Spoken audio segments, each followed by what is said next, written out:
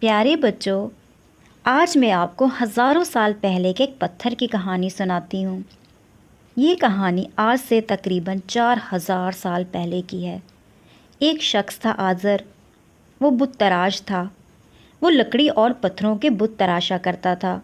لوگ اس سے بت خرید لیتے تھے۔ اس وقت سب لوگ اللہ تعالیٰ کو بھول چکے تھے اور بتوں ہی کو اپنا معبود خیال کرتے تھے۔ آزر عراق کے شہر بابل میں رہتا تھا۔ اس کے ہاں ایک بیٹا پیدا ہوا۔ اس کا نام ابراہیم رکھا گیا۔ آزر دعا مانگا کرتا تھا کہ اس کے ہاں کوئی بیٹا پیدا ہو جائے جو بت تراشنے کے کام میں اس کی مدد کرے۔ بیٹے کی پیدائش پر وہ بہت خوش ہوا۔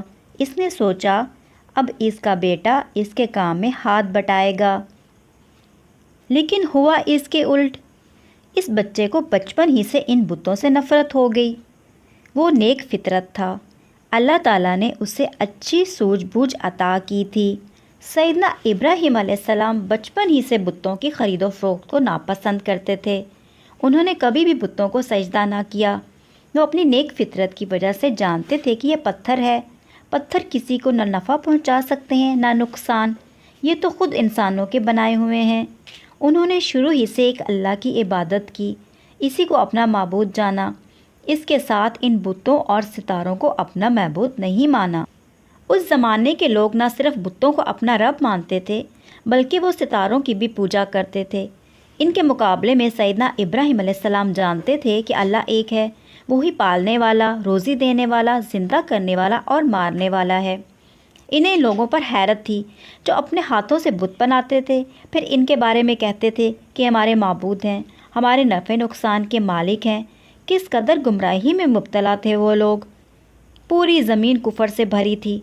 بس ایک سیدنا ابراہیم علیہ السلام، ان کی بیوی سیدنا سارہ علیہ السلام اور ان کے بھتیجے سیدنا لوط علیہ السلام تھے جو اس شرک سے بچے ہوئے تھے۔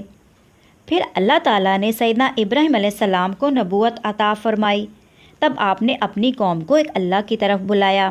آپ نے ان لوگوں کو بتایا یہ بت تمہاری روزی کے مالک نہیں، تمہیں چاہیے اللہ تعالیٰ سے روزی طلب کرو، اسی کی عبادت کرو، اسی کا شکر ادا کرو، اسی کی طرف لوٹ کر جانا ہے۔ آپ نے اپنے باپ کو بھی توحید کی دعوت دی۔ اللہ تعالیٰ نے قرآن کریم میں فرمایا ہے، جب ابراہیم علیہ السلام نے اپنے باپ آزر سے کہا کیا آپ نے ان بتوں کو اپنا الہ بنا رکھا ہے؟ میرا خیال یہ ہے کہ آپ اور آپ کی قوم بڑی واضح گمراہی میں مبتلا ہے۔ آزر نے ہدایت کو قبول کرنے سے انکار کر دیا، حق بات کو نہ مانا، الٹا وہ ان سے ناراض ہو گیا، ان پر غضبناک ہوا، بولا کیا تو ہمارے معبودوں سے روگردانی کر رہا ہے؟ سن، اگر تو باز نہ آیا تو میں تجھے سنسار کر دوں گا۔ جا، ایک لمبی مدت تک مجھ سے دور رہ۔ سیدنا ابراہیم علیہ السلام نے اس سخت بات کے جواب میں اور زیادہ نرم لہجہ اختیار کیا اور فرمایا اچھا، آپ پر سلام ہو، میں اپنے رب سے آپ کی بخشش کے لیے دعا کرتا رہوں گا۔ میرا رب مجھ پر حد درجے مہربان ہے، یعنی میری طرف سے آپ کو کوئی نقصان نہیں پہنچے گا۔ آپ نے اپنے باپ کے لیے دعا کی اور کرتے رہے، لیکن جب آپ نے جان لیا کہ وہ اللہ کا دشمن ہے اور اپنا رستہ چھوڑنے پر آمادہ نہیں، تب آپ نے دعا ترک کر دی، جیسے اللہ تعالیٰ کا فرمان ہے۔ اور ابراہیم علیہ السلام کا اپنے باپ کے لیے دعا کرنا صرف اس وعدے کی وجہ سے تھا جو انہوں نے اس سے کیا تھا۔ پھر جب ان پر یہ بات ظاہر ہو گئی کہ وہ اللہ کا دشمن ہے تو اس سے بے تعلق ہو گئے۔ واقعی ابراہیم علیہ السلام بڑے نرم دل اور بردبار تھے۔ جب آزر نے آپ کی دعوت کو ٹھکرا دیا اور صرف ایک اللہ کی عبادت کرنے کی بجائے بت پرستی پر ڈٹ گیا تو سیدنا ابراہیم علیہ السلام اس سے نا امید ہو گئے اور قوم کو اللہ کی طرف دعوت دی، مثالیں دے کر انہیں سمجھانے کی کوشش کی، ہر وہ طریقہ اختیار کیا جو وہ کر سکتے تھے۔ ان کی قوم کے کچھ لوگ ستاروں کی پوجا کرتے تھے اور کچھ بتوں کی عبادت کرتے تھے۔ ایک روز سیدنا ابراہیم علیہ السلام ستاروں کی پوجا کرنے والوں کے پاس گئے۔ آپ انہیں بتانا چاہتے تھے کہ ستارے عبادت کے لائق نہیں، اس لیے انہوں نے انوکھا طریقہ اختیار کیا۔ رات سخت اندھیری تھی، ستارہ پرست موجود تھے۔ ابراہیم علیہ السلام نے ایک ستارے کی طرف دیکھا، وہ ستارہ زہرہ تھا۔ انہوں نے فرمایا تو یہ ہے میرا رب۔ کچھ دیر بعد جب وہ چھپ گیا تو بولے، میں ڈوب جانے والوں کو پسند نہیں کرتا۔ پھر جب چاند طلوع ہوتا دکھائی دیا تو انہوں نے فرمایا، تو یہ ہے میرا رب۔ کچھ دیر بعد چاند بھی چھپ گیا تو فرمایا، اگر میرے رب نے مجھے سیدھی راہ نہ دکھائی تو میں گمراہوں میں سے ہو جاؤں گا۔ آپ کا مطلب تھا یہ تو چاند بھی ڈوب گیا، ڈوب جانے والا کیسے رب ہو سکتا ہے؟ پھر صبح ہوئی تو سورج طلوع ہوا، آپ نے اس کی طرف دیکھا اور فرمایا، یہ بڑا ہے، یہ ہے میرا رب۔ اور جب سورج بھی غروب ہو گیا تو سیدنا ابراہیم علیہ السلام نے کہا، جن کو تم شریک کرتے ہو میں ان سے بری ہوں۔ سیدنا ابراہیم علیہ السلام کو در حقیقت لمحہ بھر بھی اللہ تعالیٰ کے وجود میں شک نہیں ہوا تھا۔ بچپن سے ہی لے کر اب تک انہوں نے کبھی بھی اللہ کے سوا کسی اور کی عبادت نہیں کی تھی، لیکن وہ اس طریقے سے ستارہ پرستوں کو ان کی گمراہی سے آگاہ کرنا چاہتے تھے۔ اس واقعے کو قرآن کریم نے بیان کیا ہے۔ ستارہ پرستوں کے عقائد کو غلط ثابت کرنے کے بعد اور انہیں یہ بتا دینے کے بعد یہ تو خود مخلوق ہیں، معبود تو صرف اللہ تعالیٰ ہے۔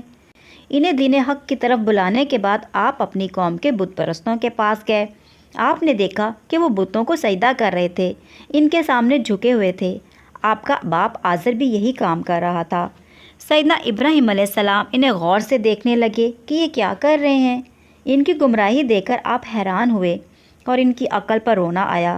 آپ نے ان سے پوچھا، تم کس کی عبادت کرتے ہو؟ وہ کہنے لگے، ہم بتوں کی عبادت کرتے ہیں اور برابر ان کے مجاور بنے بیٹھے ہیں۔ آپ نے ان کی غلطی کی نشاندہی کرنے کے بعد فرمایا، تم کس کی عبادت کرتے ہو؟ وہ کہنے لگے، ہم بتوں کی عبادت کرتے ہیں اور برابر ان کے مجاور بنے بیٹھے ہیں۔ آپ نے ان کی غلطی کی نشاندہی کرنے کے لیے فرمایا، جب تم لوگ ان کو پکارتے ہو تو کیا وہ تمہاری آواز سنتے ہیں یا تمہیں نفع نقصان پہنچا سکتے ہیں؟ قوم نے آپ کی بات سنی، ایک دوسرے کی طرف دیکھا لیکن کوئی جواب نہ دے سکے۔ انہیں بخوبی علم تھا کہ یہ پتھر ہیں، نہ سن سکتے ہیں نہ بول سکتے ہیں، جب ان کو پکارا جائے تو جواب بھی نہیں دے سکتے۔